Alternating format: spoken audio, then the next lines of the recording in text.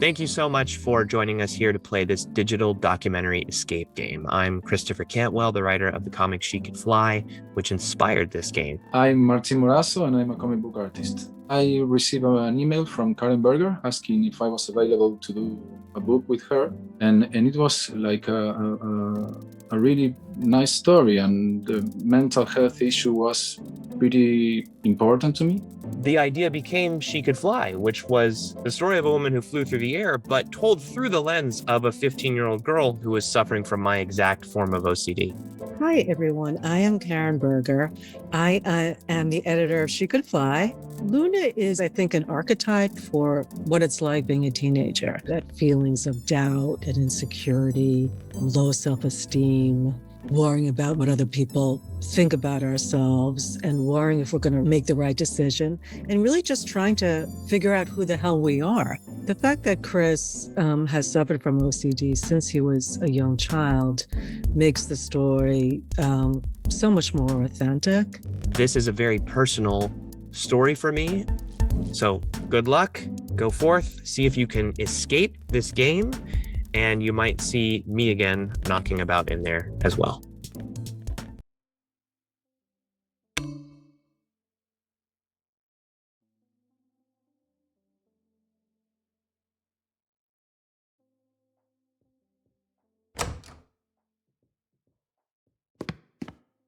Hey guys, how you doing? Tiger Orchid here. Good to see so many of you online, especially as I'm running a bit late today. Sorry. Hey chat, what's going on? I've got my caffeine fix, got my snacks. So we've got this new game, She Could Fly digital documentary escape game. All right, so we're gonna have to help each other out here. Right, just getting used to this point and click and turning around, right? Okay, let's take a look. I love walking games, escape games, but I'm hoping there's no jump scares. Although I love horror games, I'm not that into jump scares.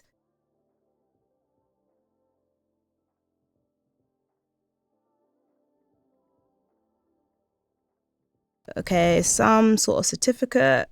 Hannah Rampasad, BA in Fine Art, very posh sister. Good for you.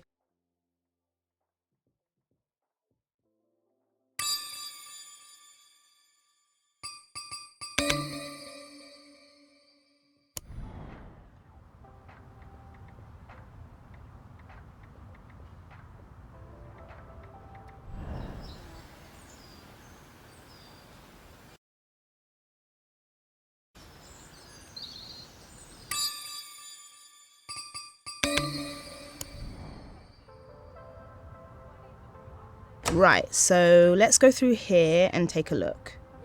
All right, so it's not a creepy Victoriana horror house, or... Okay, it looks nice in here, right? Not creepy at all.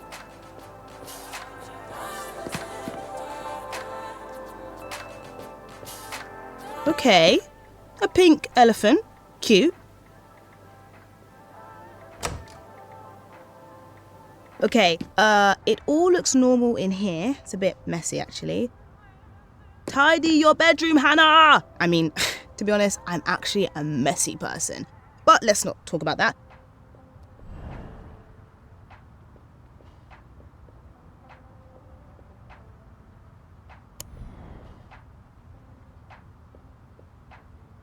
Ah!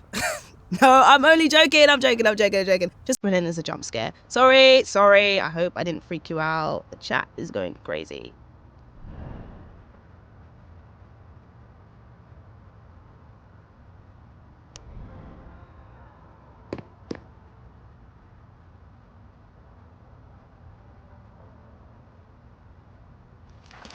Well, look here, another comic piece.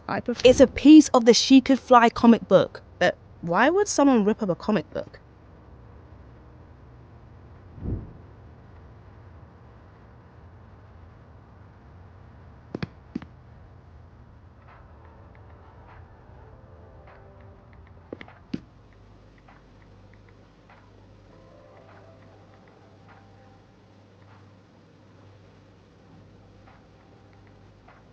I think we should try the door by the pink elephant. And another piece of what looks like a comic.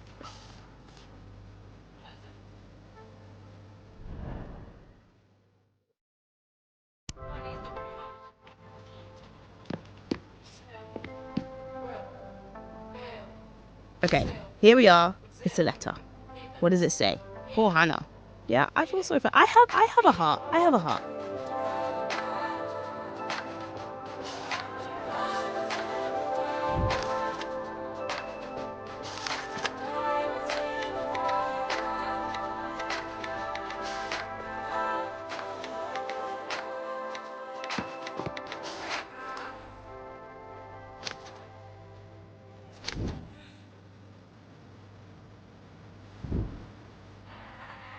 Nice, you found all the pieces. Maybe you can read a bit of the comic.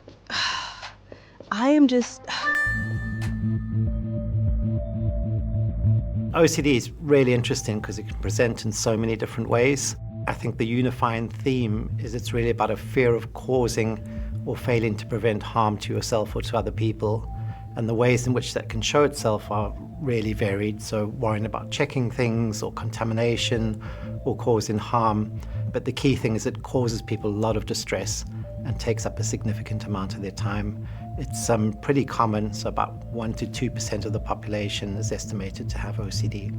The O part of OCD, the obsessions, are intrusive thoughts, images, urges, feelings, something that causes you extreme distress and anxiety. So they might be around the fear of harming people, the fear of being contaminated or becoming ill, the fear of acting sexually violent on somebody. They can literally be about anything, but usually they are against your morals or your identity or something that doesn't sit right with you, something that you fear doing. And the C part of OCD, compulsions, are the things that you do in response to the intrusive thoughts to try and alleviate that anxiety. So that can be anything from physical rituals such as tapping things, counting out loud, or mental rituals like avoiding certain situations, asking for reassurance, or ruminating.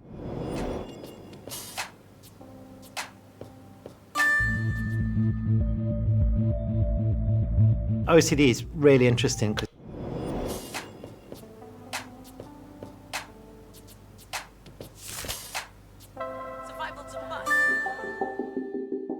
there's pretty much always like a really meaningful link between the obsessional thoughts that people have, the thoughts of harm occurring or the intrusions, and the compulsions that people do. If, for example, you're having obsessions that you might stab a family member across the dining table, then the compulsion might be to sit further away from that person or to not be anywhere near a sharp knife. If your obsession was that you might blaspheme, you might do rituals of trying to push those thoughts out of your head or to pray for forgiveness. My first experience with OCD was when my mum would go to work as a teenager. If she wasn't home by 8 p.m. every day and it was like 10 minutes late, she was 10 minutes late, I would flick switches, I'd be super anxious. And I remember one of the biggest compulsions I had as a teenager was I was doing some exercise at home and I was doing some lunges and I was counting reps in my head, and anytime I got an intrusive thought, I would start the rep all over again. And the next day my knees were bruised purple because I was compulsively exercising.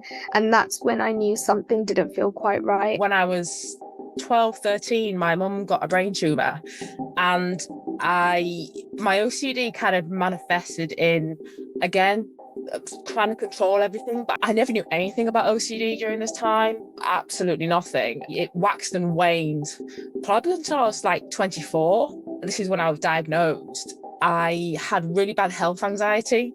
I was convinced I was going to die and no one could tell me otherwise. I ended up having to go to a psychiatric hospital and stay for 3 weeks. And that's when they diagnosed me with OCD. I was doing so many compulsions to check for illness.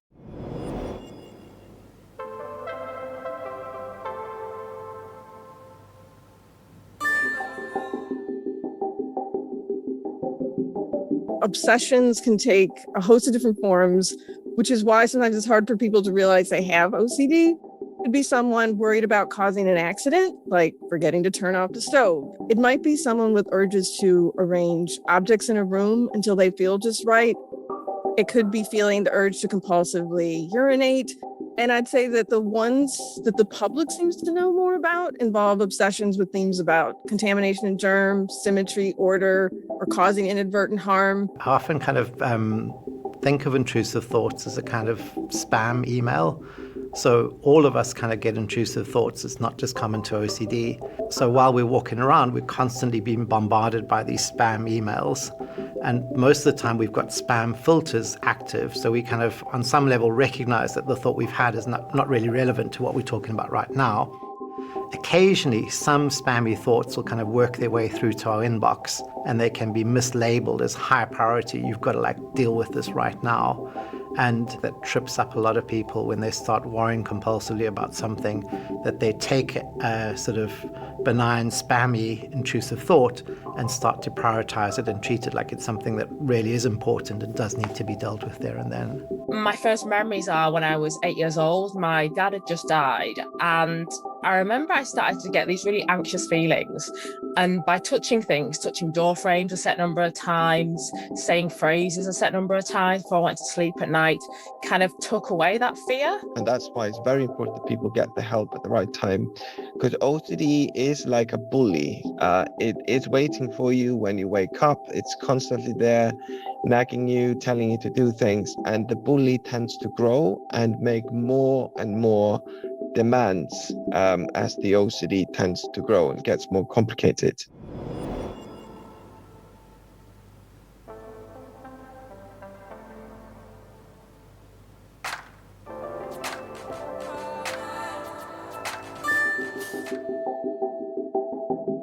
Compulsions can also involve other people. An example of that might be is reassurance seeking or excessive reassurance seeking, where people might ask their loved ones repeatedly whether their hands are clean, whether they did something inappropriate, etc. So that can become very compulsive and very time-consuming and interfering as well.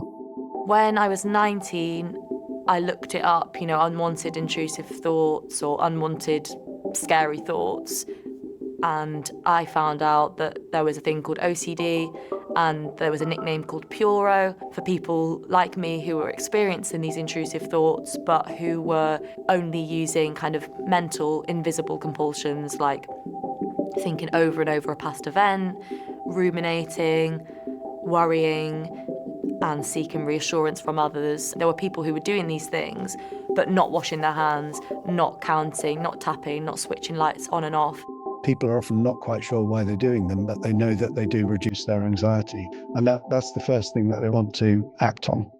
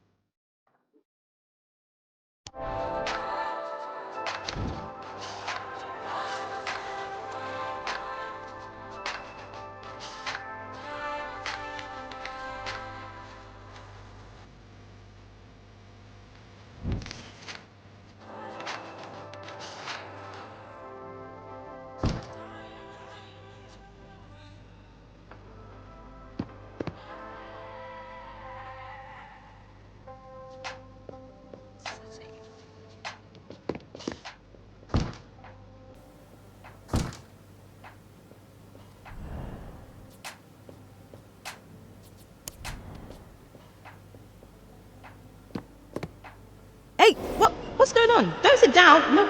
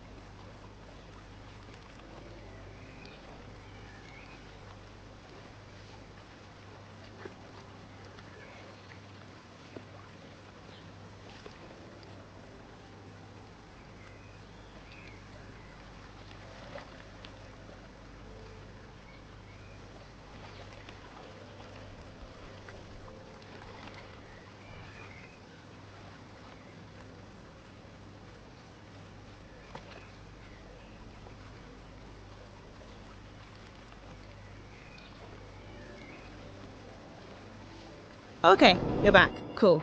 Ooh, I was having a bit of a heart attack there. Ooh, that beanbag looks comfy, doesn't it? But we don't have time to sit down. We've got things to do.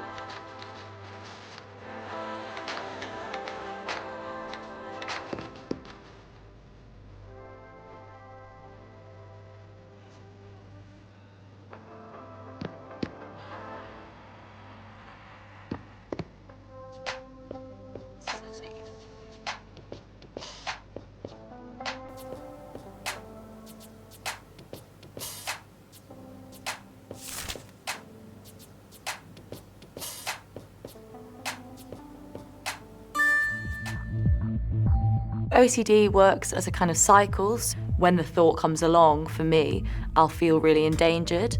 And because of that feeling of danger, I feel like I need to do something to get rid of it. So I do a compulsion, and for me, that's an internal compulsion. That, for a short term, alleviates the anxiety. It makes us feel a little bit better. But over time, it tells our brain, actually, you do need to do a little compulsion to get yourself to feel better. So we enter this cycle of experiencing intrusive thoughts, feeling endangered, needing to do a compulsion to get rid of it. So the cycle continues. I was actually studying abroad in Melbourne, and it was probably one of the happiest times of my life. And then I just got plagued with these really terrifying intrusive thoughts. I won't go exactly into the different thoughts, but yeah, they were just really, really scary and made me fear my own mind. I think OCD is like an overactive alarm in your head.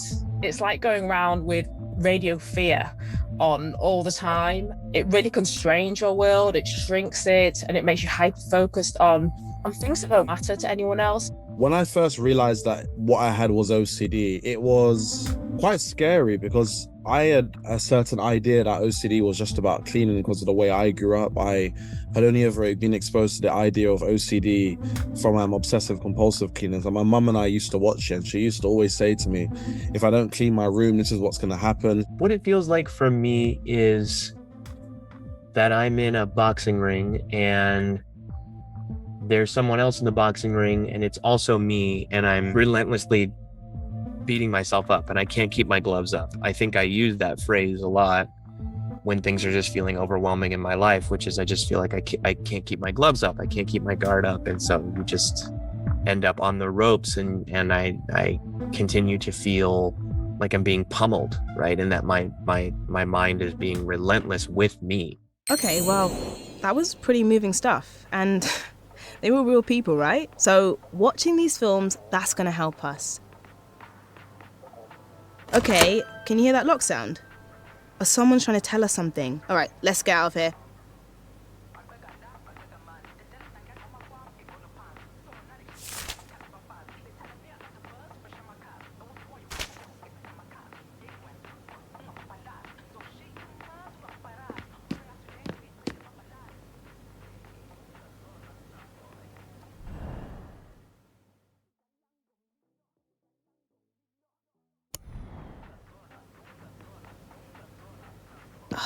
Sweet freedom.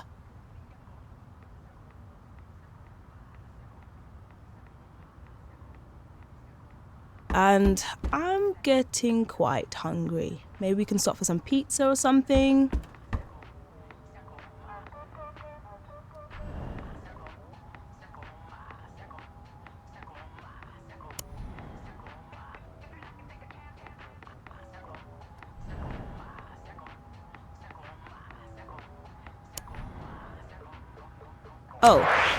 Oh, well, we're back. Ah, that old chestnut, we're stuck. Okay, magpie, it's knitted. I wonder if she made it. 1 for sorrow, 2 for joy, isn't it?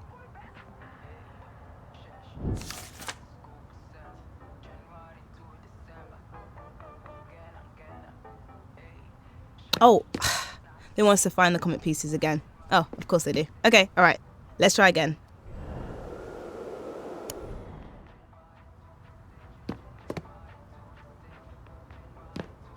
Okay, back where we started again.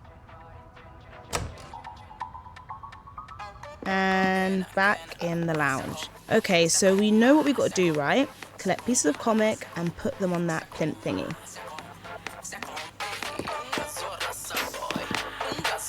Okay, so it looks like these pieces are from a new set of pages.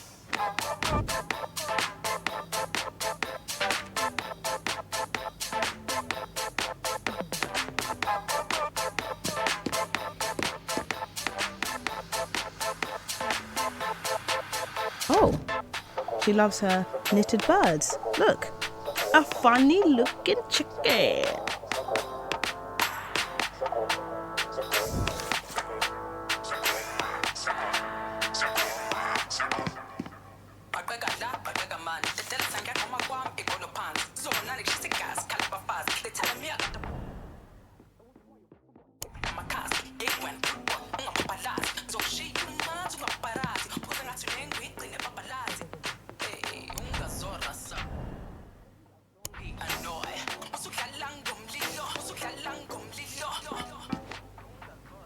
What does it say in this notebook? I guess it's Hannah's? I'm a failure. I'm never enough, and I let everyone down. What? Hannah's being a bit hard on herself. Or maybe not. Maybe it's true and she's just bleakly self-aware.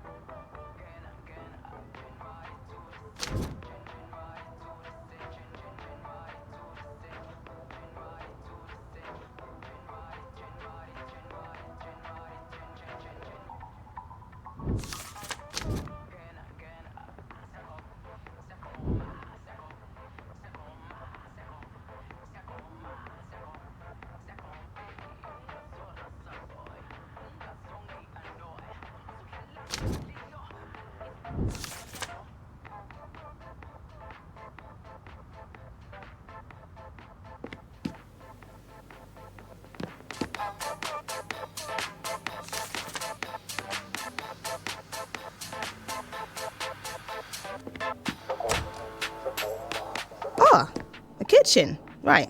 The kitchen is one of my favorite places. It's where the best parties happen. Okay, this card. Who is it from?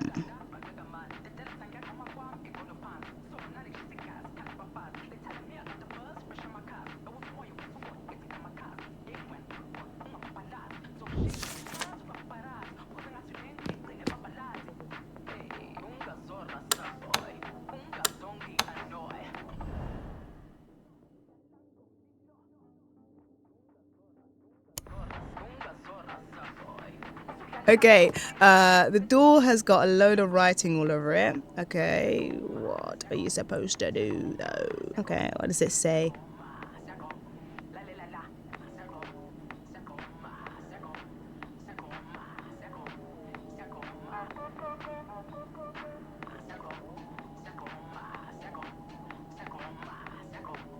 How does Darth Vader like his toast? On the dark side. Sorry. Okay, one more. What did the toast say to the psychic? You read my mind.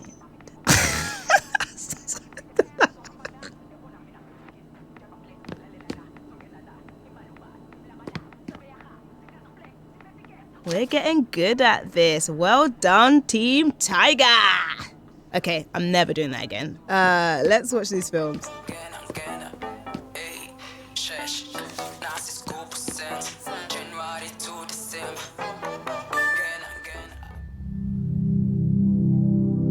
I think what's really interesting is that from studies, we know that if you write down or get a list of all of the different intrusive thoughts that people experience, and if you ask experts to distinguish between the intrusive thoughts that someone with OCD has and the intrusive thoughts that someone that doesn't have the disorder has, we know that experts can't distinguish between them.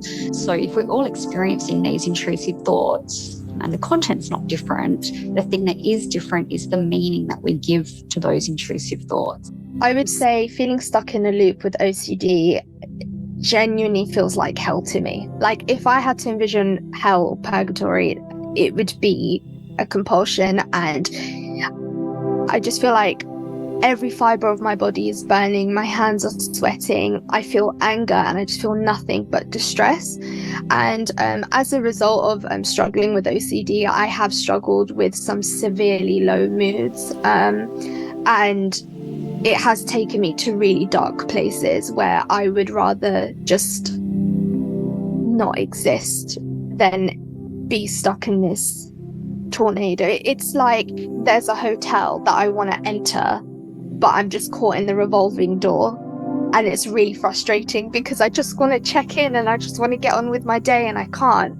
And then all these other people are behind me, but these other people are like all the other thoughts that are now coming in, and I can't let these thoughts flow through because I'm fixated on this revolving door, and it's just a blockage between my normal thoughts and me wanting to progress with my day, and I feel like I can't, and it just feels too painful.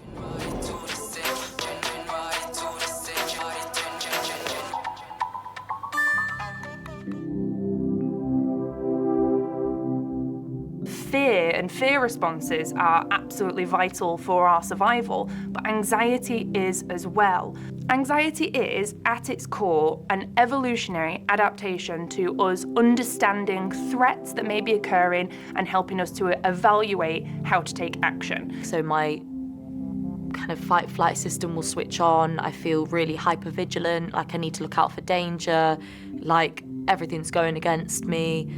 Physically, that feels like my heart racing, sweating, feeling quite claustrophobic, feeling quite stuck, and needing to kind of get rid of this feeling that's horrible. So we don't know exactly what it is, what causes OCD. It's probably a mixture of things. So, genes explain probably some bit of it. The environment explains probably a lot of it. And then, people's experiences can also play a role. Sometimes it's very clear. So I've seen people, for example, where their OCD involves lots of checking behaviors. So they find it very difficult to leave their house. And when they were children, their house got burned down because someone forgot to turn the cooker off.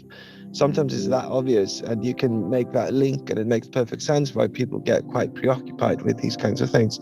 But sometimes it's just completely random.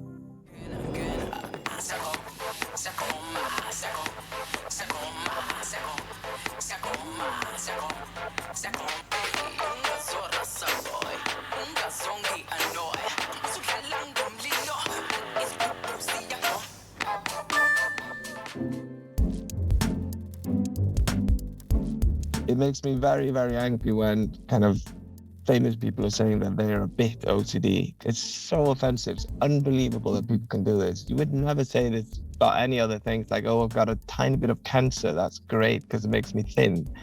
But with OCD, people think it helps them to keep their house clean. It's stupid, ridiculous, and makes me very angry. Anyway.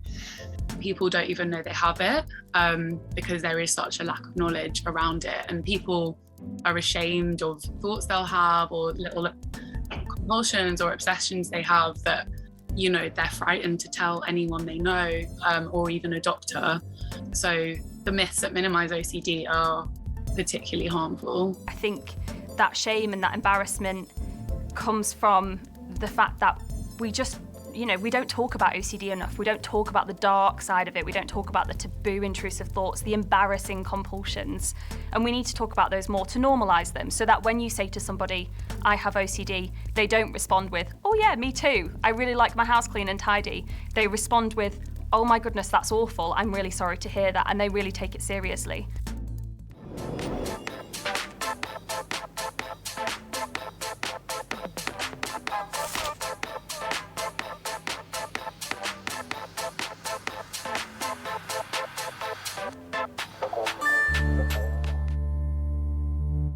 harm thoughts can be, sometimes people fear causing accidental harm. So that's where you're worried that, you might leave something like the stove on, something dangerous on at home. So there's that kind of fear of accidental harm.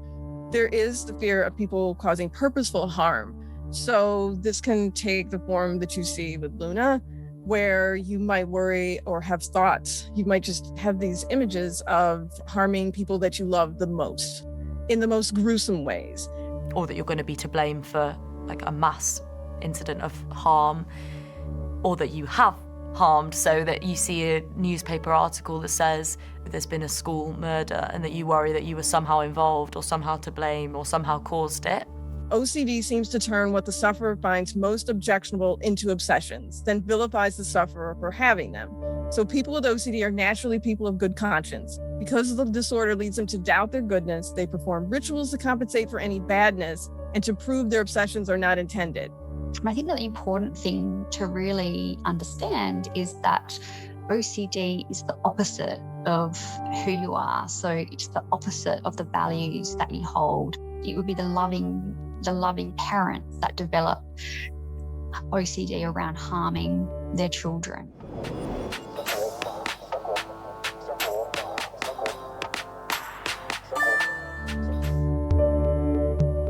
As a society, we tend to really get confused about this a lot. There's a huge difference between thinking something and doing it.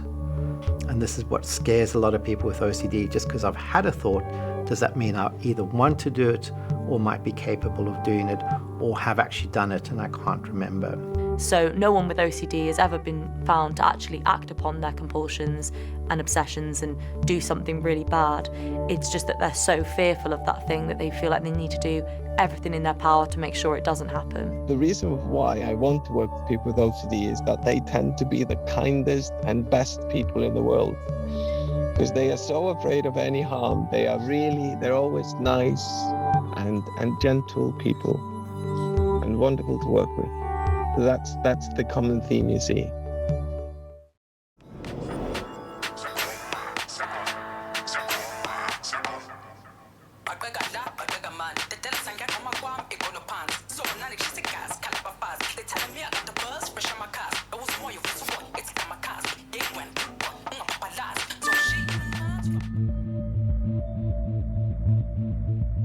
Stigma is grounded in the stereotypes of society, and stigma involves sort of separating others from us, and it can lead to distancing. So when people think that they don't want to be friends or neighbors or work with people of a certain group, and that can lead to large-scale inequality. There's nothing positive about being OCD. OCD is debilitating and it steals people's lives away from them. And so when there's OCD jokes are made, it really kind of trivializes the severity of the condition and it perpetuates the stigma, and it makes it much more difficult for people to open up and to talk about OCD and to seek help for their problems. Helping decrease stigma is massively important. More powerful stuff. Wow. Okay, we've watched some videos, we've learnt some things. Great. Wait, what was that noise? Did you hear that clang?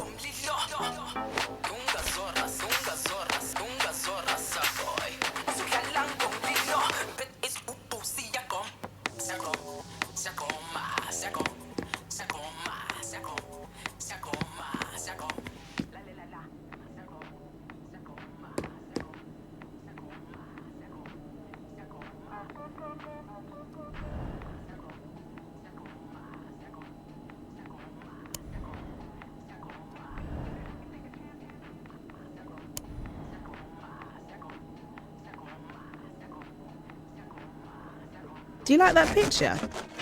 I like it, but what is it? It's called The Knife in the Stone by Namer. Hold on, that doesn't look like a sword. What does that look like to you? Oh my God, it's a bread knife in a stone. That is so funny.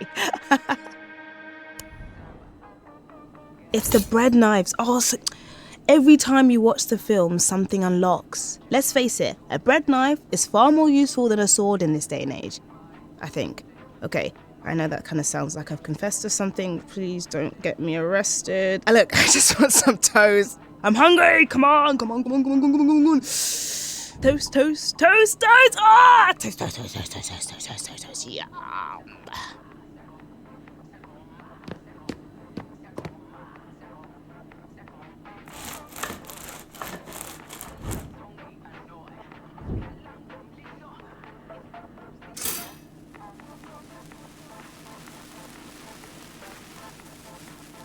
We burnt the toast. Oh, what a genius.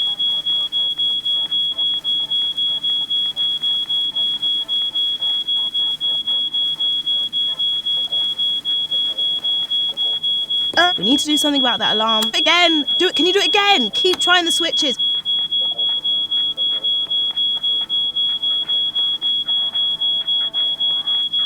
Okay, can we just switch off that alarm?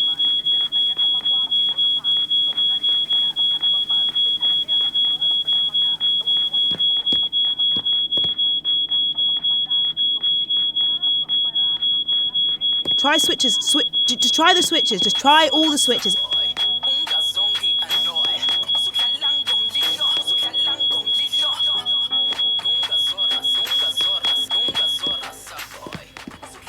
Look, I just make it go away. That's really annoying.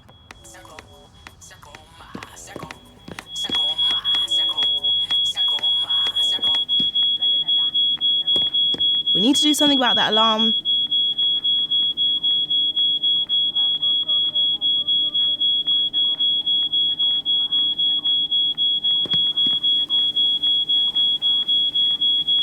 Okay, can we just switch off that alarm?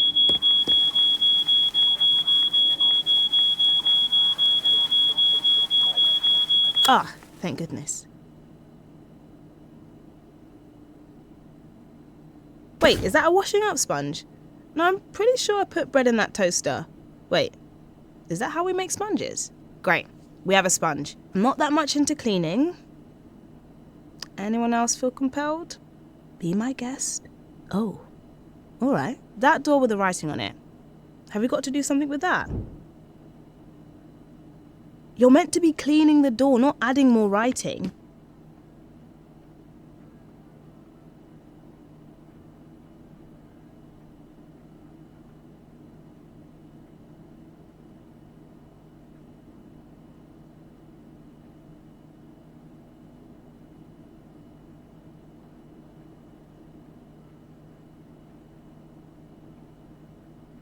Well, hey, nice one. Maybe we'll actually get to leave this time. How did the hacker escape the police? He ran somewhere. Yeah, he ran somewhere. That's right. You liked that one, didn't you? Come on, no, you did.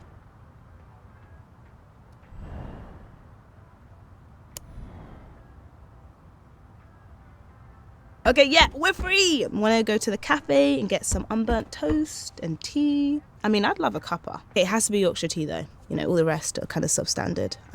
Yeah, sorry. Said what I said.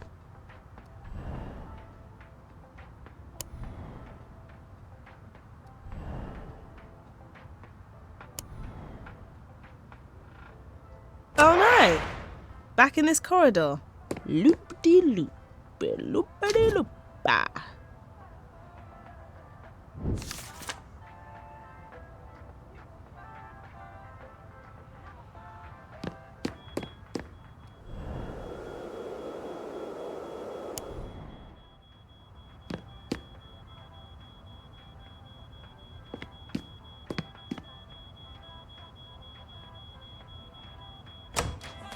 Okay, we need to find the comic pieces. Let's get to it.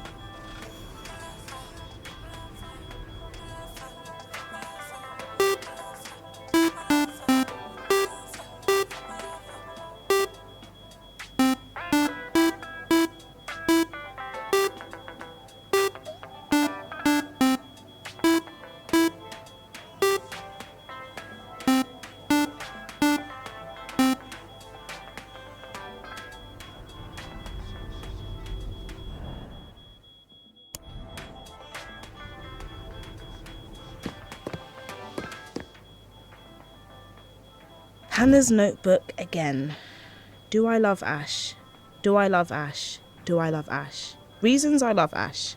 They like comics too, loves dancing, horror film fan, loves nature docs. Reasons I don't love Ash? I'm not sure. I'm not sure. I'm not sure. Shame. I reckon this Ash person is going to be a history soon. You're going to be sure, right?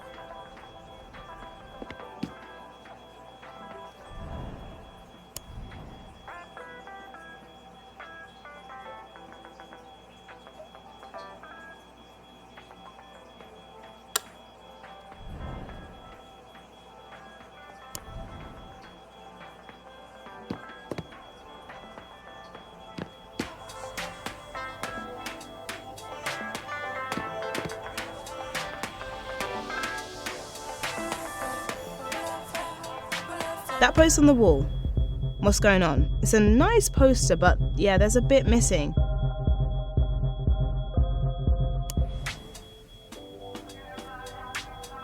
Oh, I see, you're gonna put your feet up again. Oh yeah, that's fine, let's take a little bit of a break.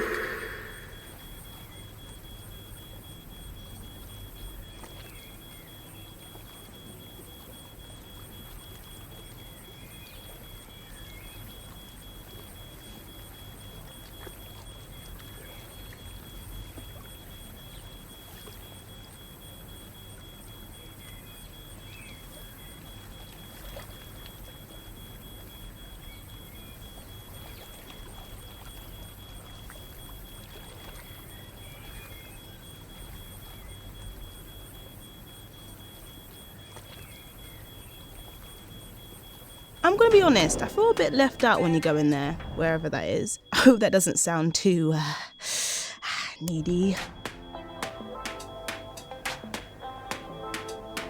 What's going on in the kitchen? You take a look. No, take a look. No, you go first. What is that? Is it dangerous? I don't know. I mean, it's not coming at us with fangs or a sword, so I guess it's okay. Not scary, just unsettling. And it's floating. Okay, floating things I do not like. Kind of make me feel a bit, I don't know, off centre. I don't want a hoverboard. I love Back to the Future, but I don't want a hoverboard because things that float are creepy.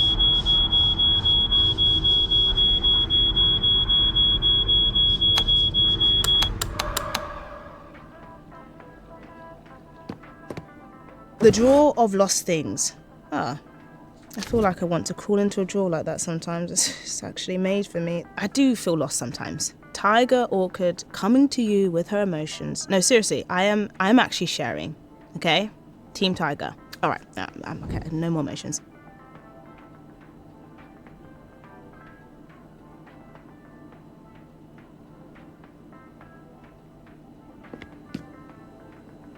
There's a note. What does it say? I hate it when people put those little hearts on notes. So soppy. Who is this Ash? Her partner? Yeah, not sure about all those heart things. That's a bit much.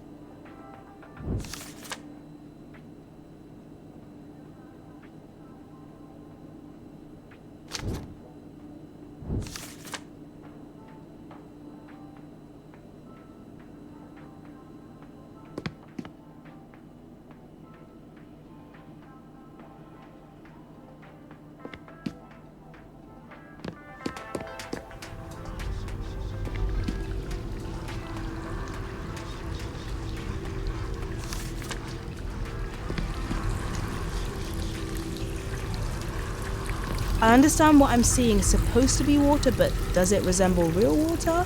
No, it does not. CGI water, you know, it's tricky. Any ideas how to stop the tap running?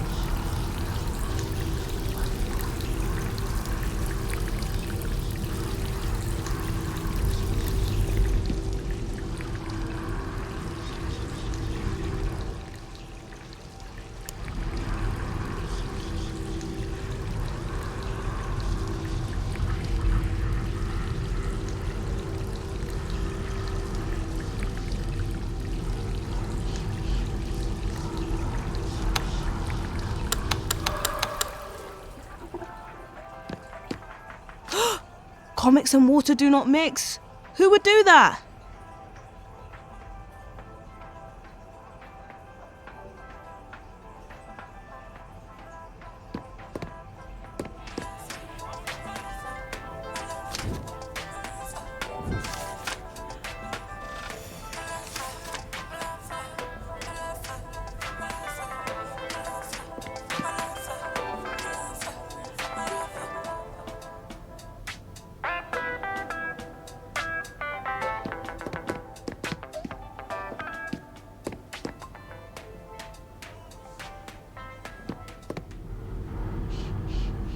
Oh, this is wild.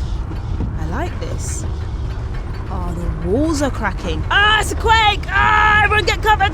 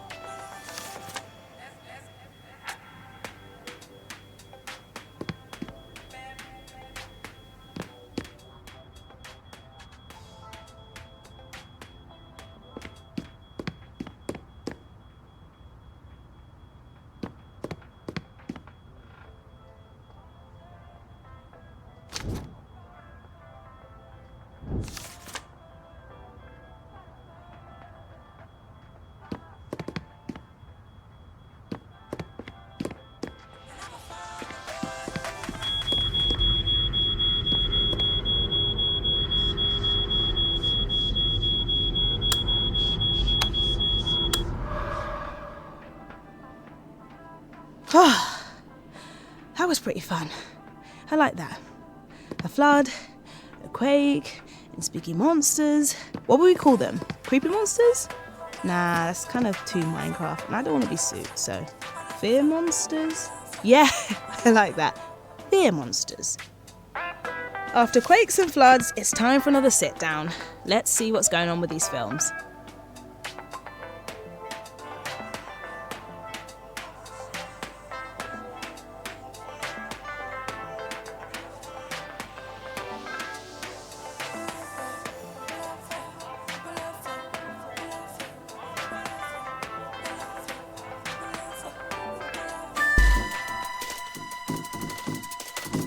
It seems like Luna's putting her pin in her finger and doing it in a certain order and twisting it around as kind of a compulsion and something she has to do in a certain order, which I can relate to, because when I'm doing compulsions, it often feels like I need to do this part first, then that part, I need to ask this, and if they don't reply that, I need to ask this, or I need to move this in a certain way. And that sense of trying to do things in a certain order can make you feel like your anxiety is going to be reduced. And then if you don't get to do it in that order, it feels like you need to start everything again, which is why for so many people, OCD is so time-consuming. I was only diagnosed with OCD when I was around 16, but I can think back now to being 7 or 8 years old and probably showing symptoms of OCD which I kept very hidden, which a lot of people with the condition do because of the fear of the embarrassment or shame around it. I can remember certain rituals that I did when I was around 7 or 8, which revolved around, I guess, seemingly innocuous things like the microwave being on and having to do a certain dance or a certain tapping ritual before the microwave finished, or eating food in a certain order and counting and thinking that something bad would happen if I didn't do that. So if children are kind of presenting with OCD symptoms, it doesn't necessarily mean that they're going to go on to have chronic OCD. For many children, it's just a passing phase of doing rituals, and that's pretty normal to grow out of that. Also, though, however, children are often worried about disclosing the thoughts too, and they might not always be that great at being able to articulate what the thoughts are. So you probably tend to notice it more in their behaviors. So tapping things, touching them, blinking, lining up toys at night. These are some of the rituals that you might see much more in childhood than in adolescence or adulthood. It's shocking. I mean, sometimes people wait 17 years. There is data showing that people might be getting help when they're in the late 20s or mid 20s or something. For some of these people, they've had OCD since they were children.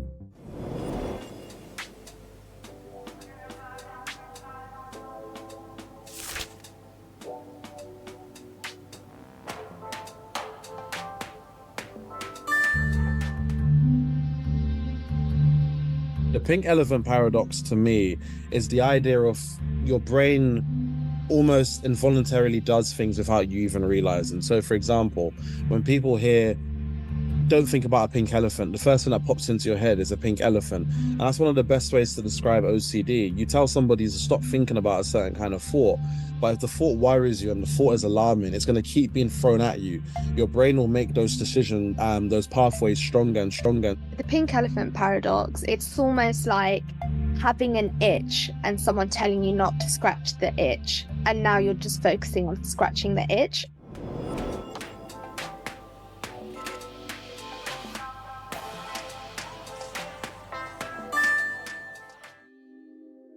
I just got to a point where I was in a room and I just couldn't get out. Everything was too scary. Going to make a drink was too scary. Going to eat was too scary. Going to do anything was just a nightmare. Sometimes, I mean, it will take hours out of my day, and then there's some sort of recuperative period that will also take hours. I mean, even yesterday I had some trouble where it pretty much ate up my entire morning, and then after feeling some relief or release from it, you know, through medication or other mechanisms, you know, then there's the recovery period where I just feel very internal and quiet, and then the whole day's gone. Physically, OCD feels just completely overwhelming of your entire body. It consumes everything. Your brain is on a 24/7 repeat of itself, just going over the same thing over and over and over again, trying to get out of this impossible maze. It just becomes completely debilitating. You can't think about anything else. But I also it's never stopped me from going out or anything.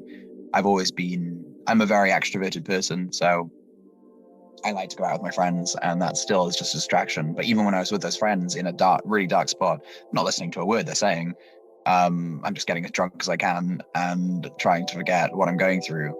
Over the years, I've built a kind of toolbox of things that can help me get out of it. I think that first and foremost is distraction. Oh no, this is horrifying. There's more than one of them. You might be cheap, but you are also nasty. Fear, Monza, frenzy.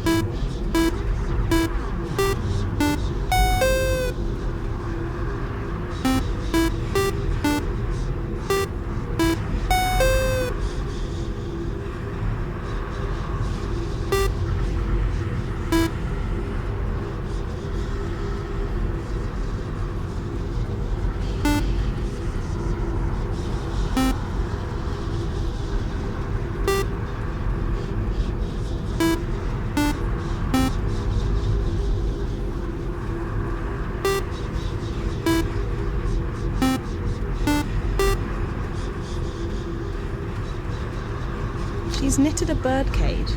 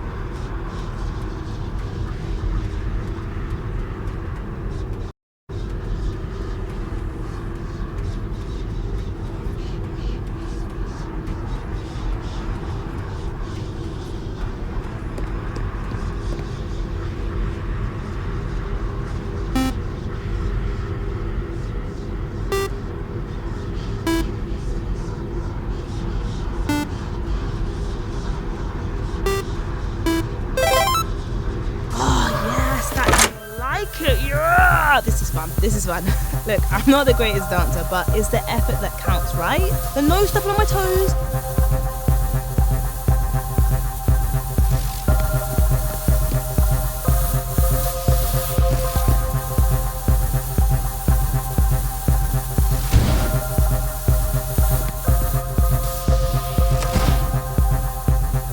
Right, we better go and check if the door is open.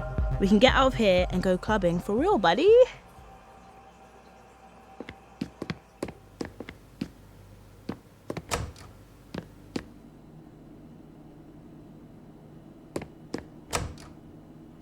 How many times have we been around now? 3 times? Okay, we must be close to the end. If we loop back, what? We're back here again. We have to get out of here.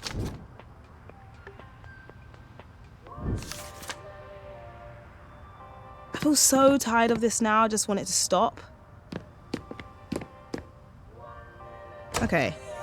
Is this a joke? Just as I thought I wanted to leave, you make it look fun? Oh, a 90s arcade. This is amazing.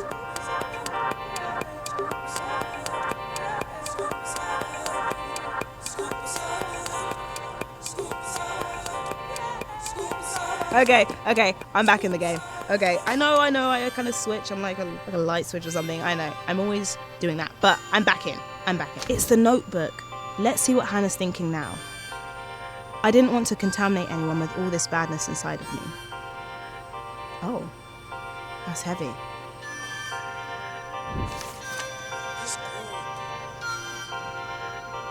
Okay, we got some money. Let's get this show on the road. Yeah, that's right. I can do a posh British accent.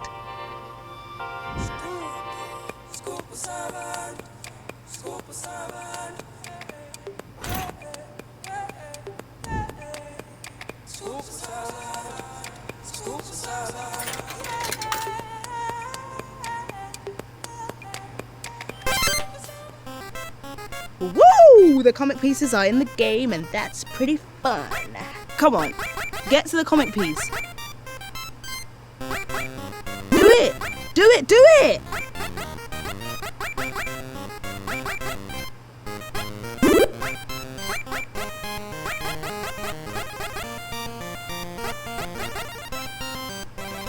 Yeah, okay, well done, nearly there.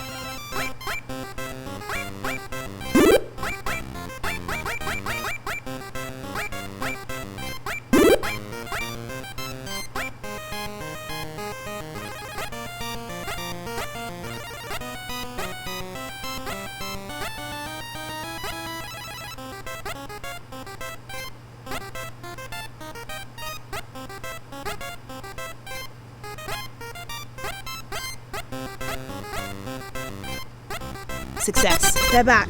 Quick. Let's get the comic pieces in place and go watch the films.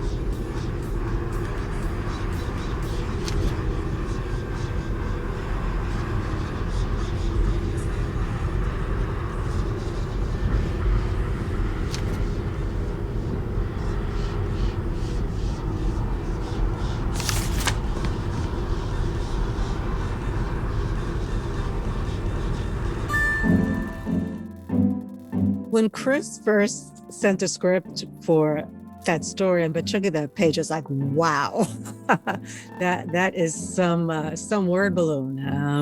I don't think I ever edited a story that had so much dialogue in one balloon, but it was perfect.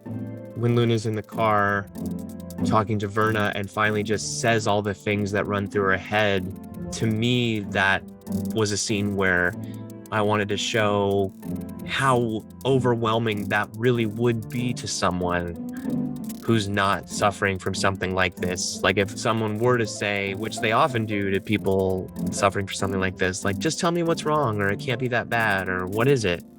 And you really were to take the cap off and open up and tell them everything, it would completely overwhelm them and maybe drive them away, which I think is where the shame element comes from when it comes to this type of OCD or OCD in general. I think that, when someone finds a therapist they can really, that understands and can hold that space for them and they feel safe, they can finally, say these things out loud, which might be the first time they have ever done that. And I think, that's represented in that speech bubble where she's kind of letting everything out and kind of telling someone probably for the first time what's been terrorizing her in her mind. So at the point when my OCD was at its worst, which was around the time when I was at university, so from age 19 to 22, I became completely housebound because of OCD. I had lost all sense of my independence. I completely relied on others 24/7. My friends were essentially carers at the time because I couldn't do anything without the reassurance from others. And it reached the point where it was easier to just stay in the house, often just stay in bed for days on end, because the fear of confronting OCD and getting out of bed, it took too many hours.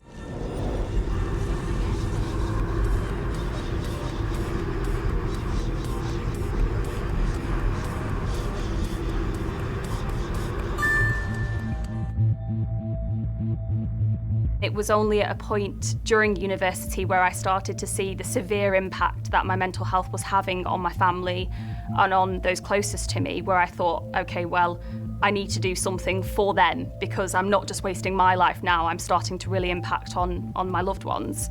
And that's when I went for a course of cognitive behavioural therapy with exposure and response prevention. That was the course where I really absolutely gave it my all. I threw myself in at the deep end. I did the scariest, to me, exposures. CBT is cognitive behavior therapy, and it's the type of therapy that we offer at our clinic. And the reason that we offer it is it's an evidence-based treatment, so it's been proved to work. And we know really clearly it works really well with OCD, and we're going to help a significant proportion of people using it. ERP is exposure with response prevention, and it's really the active ingredient in it. So it's about helping people to face their fears. The best way to get around an anxiety is to face the thing that you're afraid of. So if they're worried about contamination, we might be encouraging them to start to sort of touch more surfaces and discover that nothing bad happens to them or people around them. So you can also empower parents who have young children. So when I say young children, 5 to 12-year-olds, you can actually teach them the techniques and they can apply them at home and help the child to overcome OCD. So we also need to be kind of creative in how we do these treatments.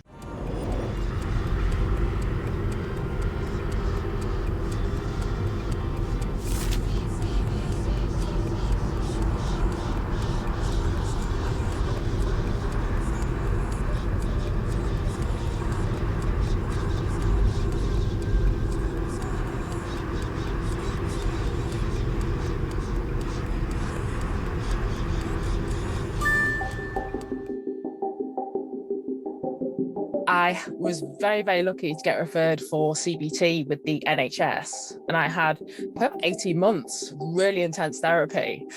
And I came out and was really well. I thought, wow, I'm cured. Whatever that was, everything's all good. And then a couple of years later, my mum's brain tumour came back.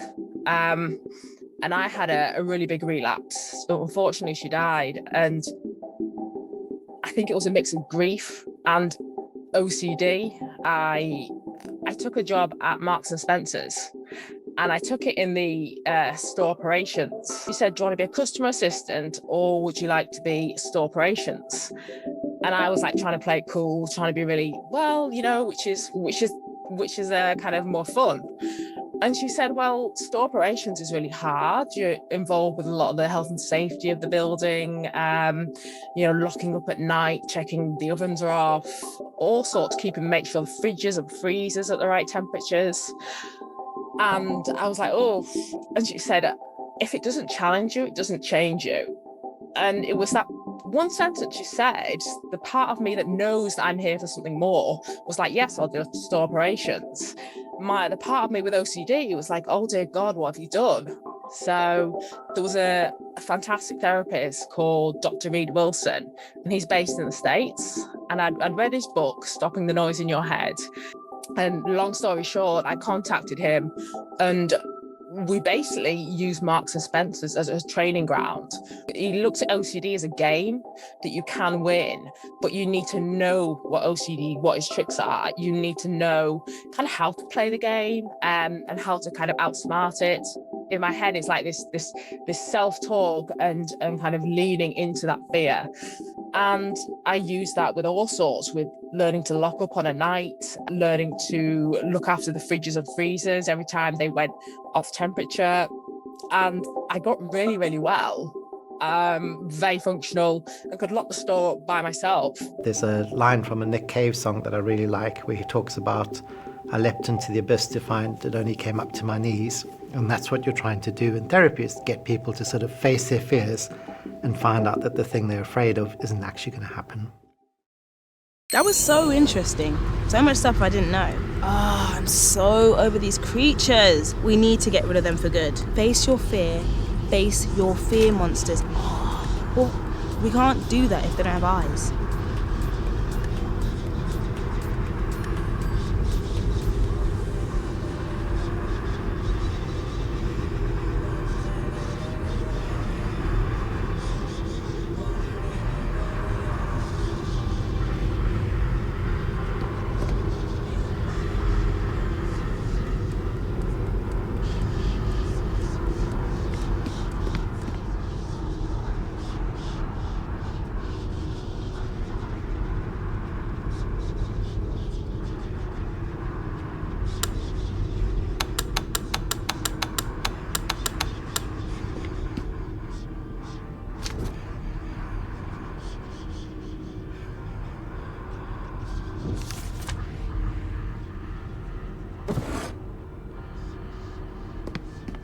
Oh, I love googly eyes. They're so useful for so many things. Okay, so what do we do with these?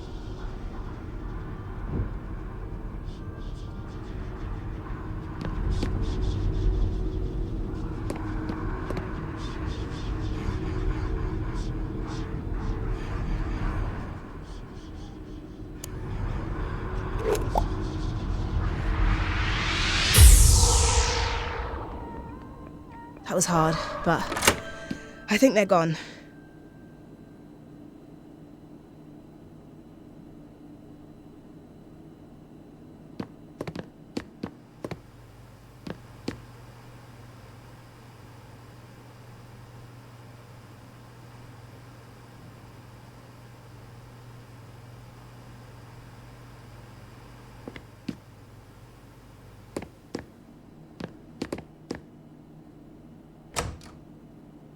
We did it! Yeah!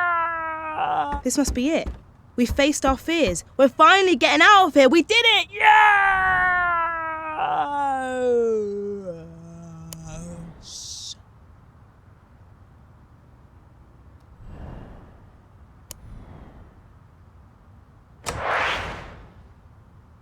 What is this cold, dark place? What did we do wrong? We're trying so hard. Try flicking the switches or tidying some messes.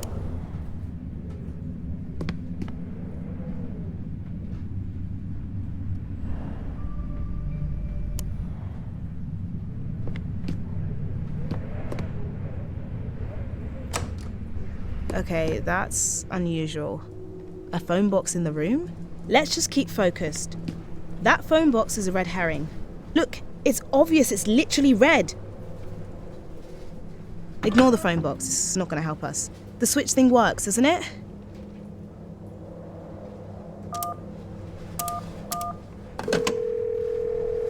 I'm sorry, the number you dialed is no longer in operation. Please dial the new number.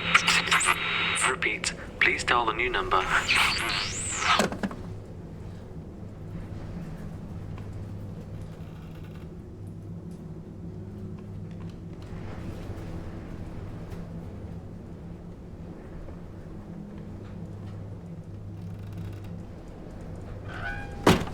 Oh, okay. It's got Hannah's name on the jumper. She's knitted it with no face. Hannah, perhaps you are a bad person after all. Perhaps she's the evil here. What's this? crow, or is it raven? I mean, I don't want to worry you all, but crows symbolize death, danger, misfortune, and illness.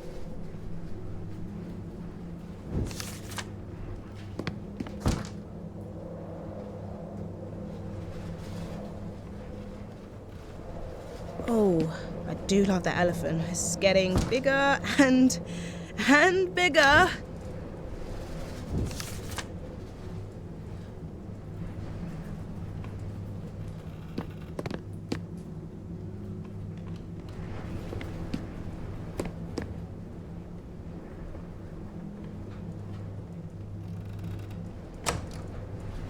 Oh my god, what is that? There's a tape across the door. We're stuck in the room. It's probably for the best. Yeah, it's probably for the best. Going out, seeing people, that's so 2019.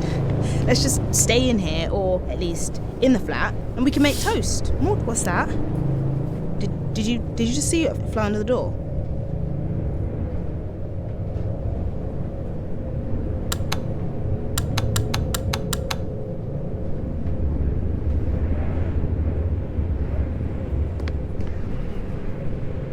It's a card.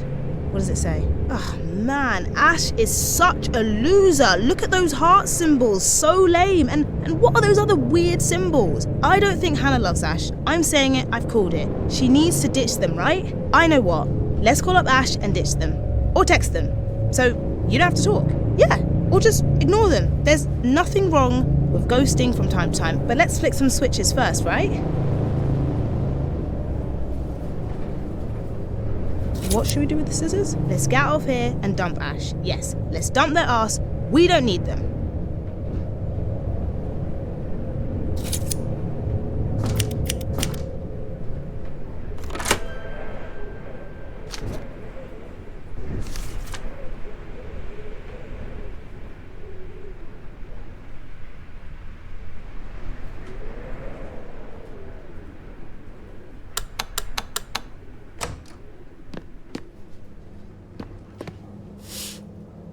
It's a letter.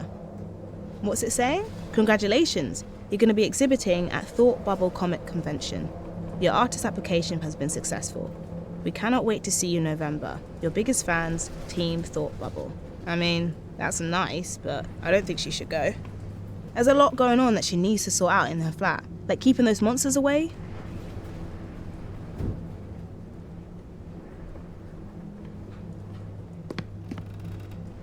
Another card. Let's check this out. So, we need to keep that person safe because if they come in here, they get hurt by the monsters. You see those symbols? Ignore them. They won't help.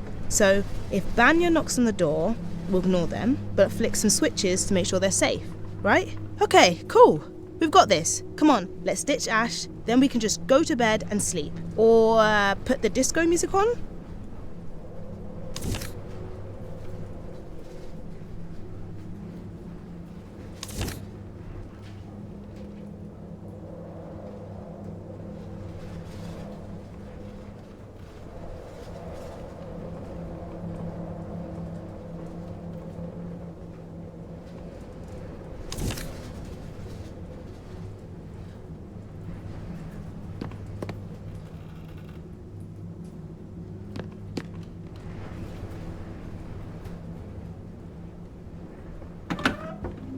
I think it looks like Hannah is a bad person. She is the enemy.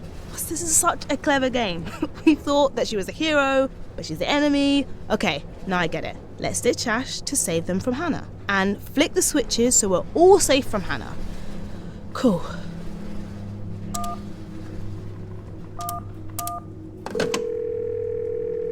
I know it might not feel like this right now, but there are treatments that are effective for OCD. You can get better. This doesn't have to be a life sentence.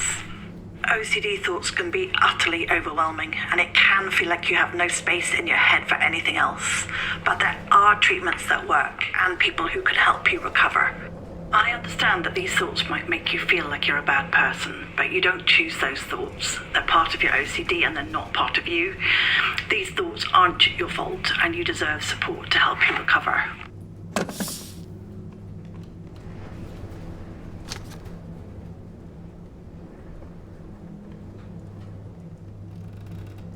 That's enough of that now. I do not want to listen to it anymore. Oh, wow. I like that the colours come back. It's, less creepy.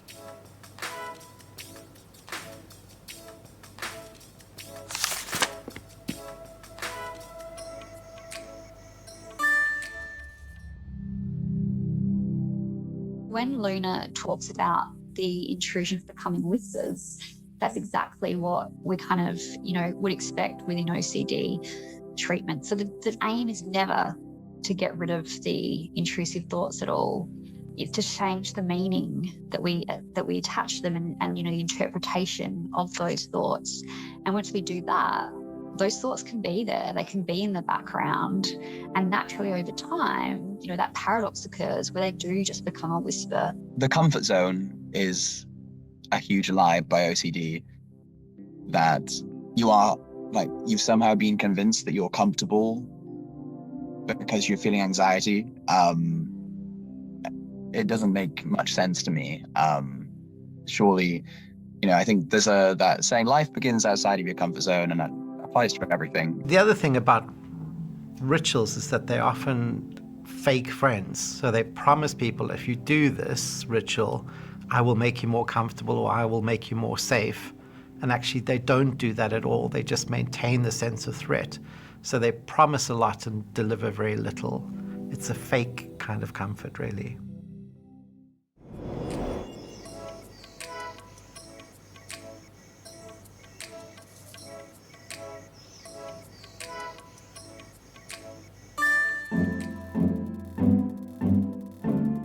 So the one thing we shouldn't do is put a split in services, and particularly my own profession of psychiatry, we put a split at the age of 18. So if you first develop your OCD at the age of 16, even if you get a diagnosis, you'll be picked up for 2 years by a child and adolescent mental health service. And then it's a rather chancy affair as to whether you'll be picked up seamlessly by an adult service. How do we deal with such a debilitating disorder? And I think key is having initiatives to increase awareness. I think in schools, when I was a kid, I never knew what it was.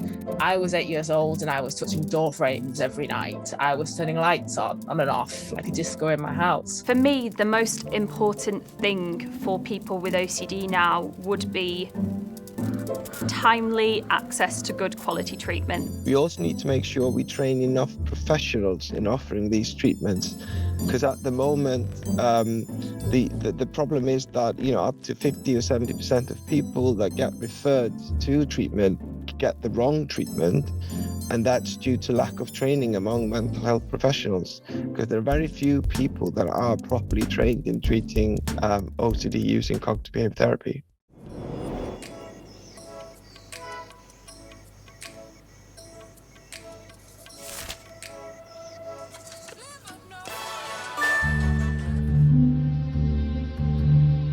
One of the really rewarding things about working in this area is that on a daily basis we see people getting significantly better or completely better, and it's entirely possible to do. We've got some really great treatments. The therapy works really, really well, and if you put effort into it and really push yourself, you can make huge progress with this. Luna is obsessed with the flying woman because she recognizes a freedom in what this person is doing and a liberation in what this person is doing. And if there's anything that Luna is dying for at the start of the story, it's freedom and liberation. Obviously, it's from her own mind. And she soon discovers that the flying woman is looking for the exact same thing. That for some reason flying has stuck in her craw as a possible answer to her own mental struggles. And there is something just so kind of iconically and symbolically liberating and freeing about flight, right? It's how we look to birds and how we use airplanes and all of these things, and Superman and all of these kind of comic book things that we've seen in iconography. It speaks to an ability to be free from the shackles of gravity and reality in a way. And for Luna to be able to take that leap, both, metaphorically and literally, is a huge moment for her. And the joy and the exhilaration that she feels when, she can experience that is a beautiful thing.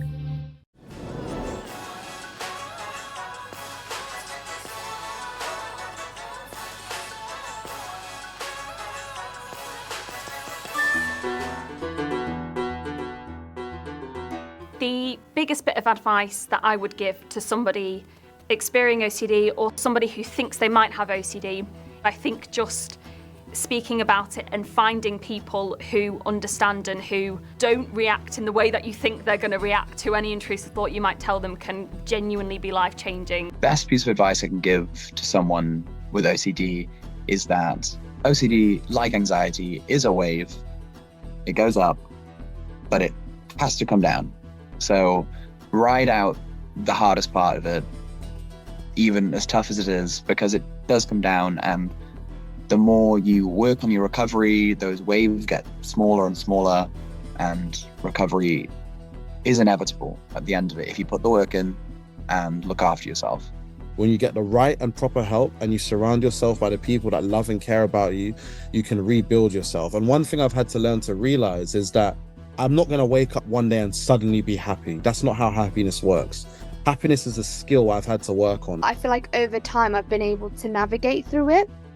And it's just a case of giving yourself compassion and just making space for those uncomfortable feelings, because there is no end goal to be fully healed or resolved. I feel like that's a bit unrealistic. I think that's the beauty of life, kind of navigating through a journey. What was that about destroying the comfort zone? Where is your comfort zone? It's Ash. Get rid of Ash and your mum and your friends. You don't need any of them. You will ruin their lives. The only way to keep them safe is to ignore them and keep them out of your life.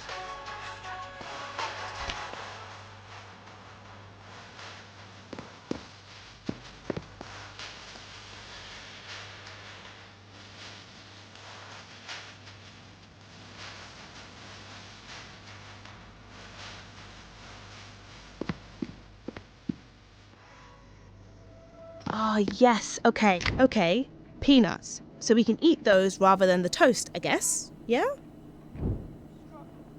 Look! Another bird, an eagle. I think we can put this in the bin.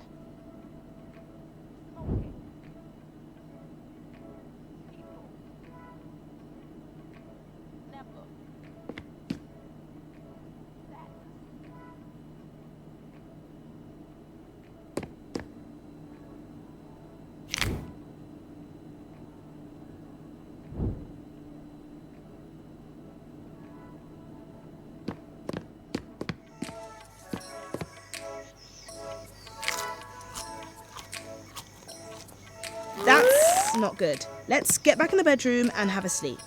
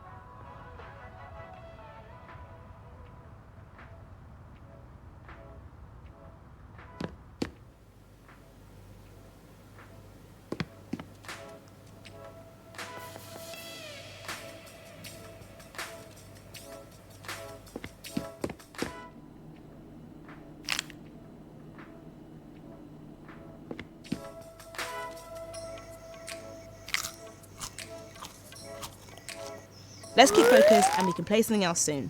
We can do it here. We don't have to leave.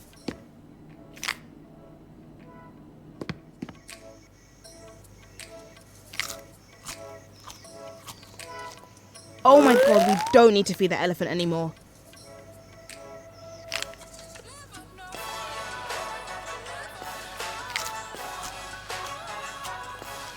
It's getting bigger.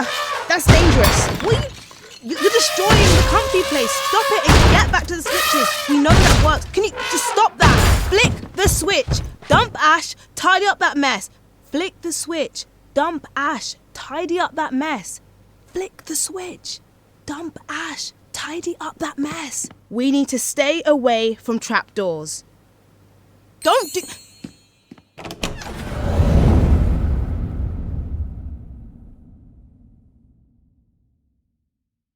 Hey, Taika Orchid. This is Hannah. Thank you for traveling with me. I know you've been trying to keep me safe, but I'm not listening to you anymore. This might not be goodbye forever. I may hear your voice again, but my voice will be louder from now on. You are now a whisper. Don't be scared. I'm going outside now. Mum, Ash, Ness, Banya, my comics, and my life. They're all waiting for me. Goodbye.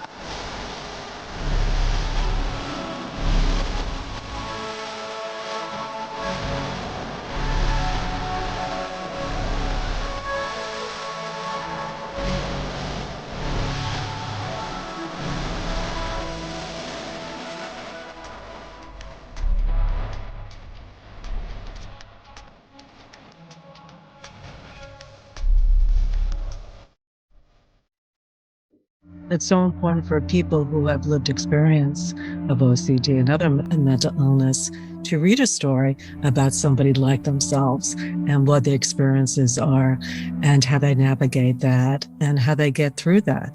It's complicated and it's uplifting, I think, as well. And that's, I think, the beauty of the story and what Chris and Martine have been able to achieve. Thanks again for playing the game, and don't forget to pick up the comic books to find out what happens in Luna's story. For me, in the story, flying is a form of relief or freedom for the main characters. In my life, what I look for in terms of relief or freedom is not happiness, but peace of mind, real peace of mind. Peace of mind is very important to me, and it's something I'm always striving for. And I hope that by playing this game or reading our story, it helps you find some peace of mind as well.